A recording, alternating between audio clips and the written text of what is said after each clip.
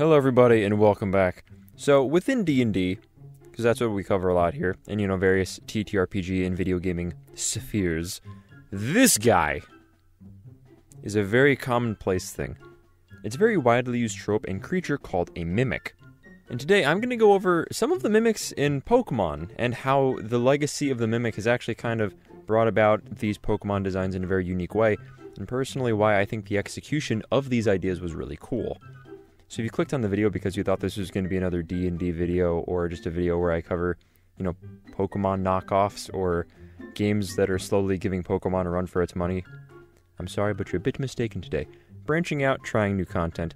Anyways, the origin of the mimic is that it's a monster disguised as a chest that attacks unsuspecting adventurers.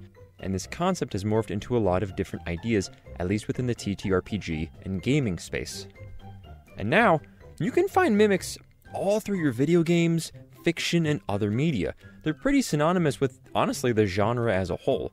And yeah, you might not have them in things like, Tolkien. But at the same time, people who know enough about fantasy also typically know at least the concept of what a mimic is. And now, as we're taking these concepts and, branching them out into other games, and what I personally find so funny about this too, is that mimics are even present within Pokemon. And I'm also not talking specifically about Gimmighoul. And while yes, this Pokemon is clearly based on the mimic, it doesn't have any real mechanics that revolve around, the jump scare combat initiative. And that is how mimics work. That's how they hunt, that's how they operate, that's what they do. You interact with what you think is going to be some kind of item that you get for your character or just, for your team or party or whatever sort of game you're playing, and then you get attacked by a creature disguising itself as an item. And while Gimmighoul shows no mechanics that really do this, surprisingly enough, other Pokemon do. The Voltorb and Foongus line carry this out. What feels like centuries ago, when Pokemon was still in its very early stages of existing, you see, in the earlier days of Pokemon, items in the ground would behave very similarly to chests and other sort of loot dispensers in other sorts of games. Although typically, with Pokemon, the loot that you could find was more pre-programmed instead of just being randomized like how it is in some other games. I'm getting ahead of myself.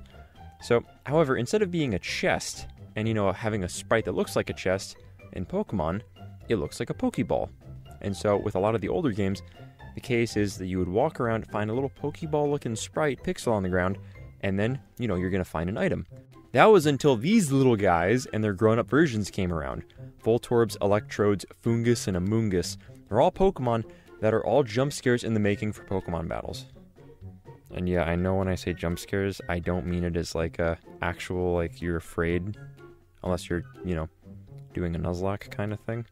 It's mostly to just be like, hey, you weren't particularly expecting a Pokemon to just come out of nowhere and just start a combat, but yet here we are. So, my ramblings aside, their designs are made to look like Pokeballs, and this is a little thing that the devs made so that if you ever click on item sprites in a certain area, you might run into one of these Pokemon. And in this way, they function identically to mimics. You have no way to know what the item is that you're checking out until the item itself lunges at you. And of course, too, these Pokemon all come with their own unique lore and abilities that do make them all different from one another. I just think it's neat that we have quite a few Pokemon in the games that are inspired by the concept of the mimics, whether by design or, of course, by mechanics. And personally, I hope that you enjoyed learning a little bit about this. And also, too, I am going to be trying to, as I mentioned before, step into new kinds of content. You're trying to work out some other, game sorts of content and lore. But yeah, so be on the lookout for all these other sorts of Pokemon and other sorts of other game lore. I definitely want to try to do some, Cult of the Lamb character stuff as well. But I'm also not giving up the D&D because, let's be real, I know way too much about D&D and I don't really want to stop this anytime soon. But of course, my ramblings aside, in the meantime, keep smiling, keep scheming, and I'll see all of you next time. And please continue as I draw out all of these crazy things that I have planned in the future.